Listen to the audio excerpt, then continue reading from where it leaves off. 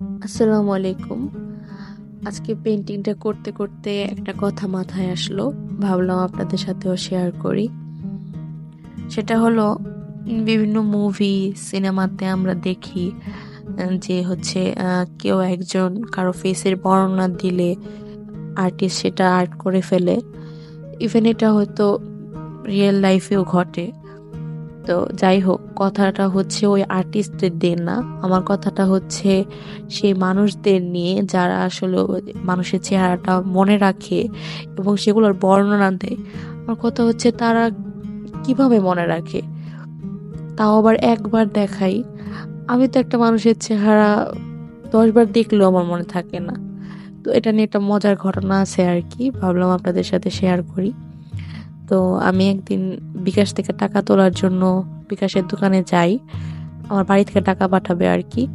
তো গিয়ে বিকাশের দোকানের লোকটাকে বলার পরে লোকটা বলতেছে যে আপু, আপনি টাকা তুললে আমার পার্সোনাল নাম্বারে পাঠাতে বলেন। তো আমি ওনার থেকে নাম্বারটা নিয়ে বাড়িতে পাঠাই দিই।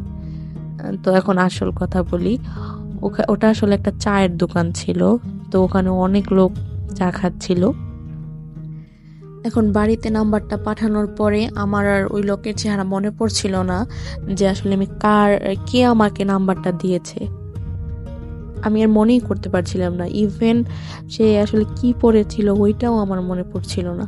তো আমার খুব টেনশন হচ্ছিল, আমি খুব প্যানিক হচ্ছিল যে আমাকে কেউ বোকা বানানো নাকি, নাম্বারটা তার পার্সোনাল নাম্বারটা দিয়ে সে চলে গেল। তো আমি খুব ভয় পাচ্ছিলাম। তো এর কিছুক্ষণ পর ওই দোকানের লোকটাই আমাকে ডেকে বলল যে আপু, আপনার টাকা আসছে। তো তখন আর কি আমি রিলিফ ফিল করলাম। তো আমি সেদিন আসলে এত বোকা হয়ে গেছিলাম যে আমি কেন মানুষের চেহারা মনে রাখতে পারি না। ইভেন এরকম ঘটনা আমার সাথে অনেকই ঘটছে যে একজন আমার সাথে কথা বলে গেছে, হয়তো তাকে আমি অতটা গুরুত্ব দিই নাই। তো এরপর সে আসলে আমি আর মনেই করতে পারি না। তো এসব ঘটনা আমার সাথে ঘটে আর কি। তো আপনাদের কার কার সাথে এমন ঘটনা ঘটে, আপনারা মানুষের চেহারা মনে রাখতে পারেন না বা হচ্ছে অন্য কোনো কিছু মনে থাকে না, আমার মতো মেমোরি লস হয়, তারা আমার সাথে শেয়ার করতে পারেন। তো শুধু আসলে এটা আমার শুধু মানুষের চেহারা মনে রাখার ক্ষেত্রে হয়। দেখা যায় যে অন্য কোনো কিছু আমি অতটা ভুলি না, কিন্তু মানুষের চেহারাটা আমার মনেই থাকে না। তো যাই হোক, আজকের পেইন্টিংটা কেমন হলো অবশ্যই আমাকে জানাবেন। এটা আসলে একটা সানসেটের পেইন্টিং ছিল।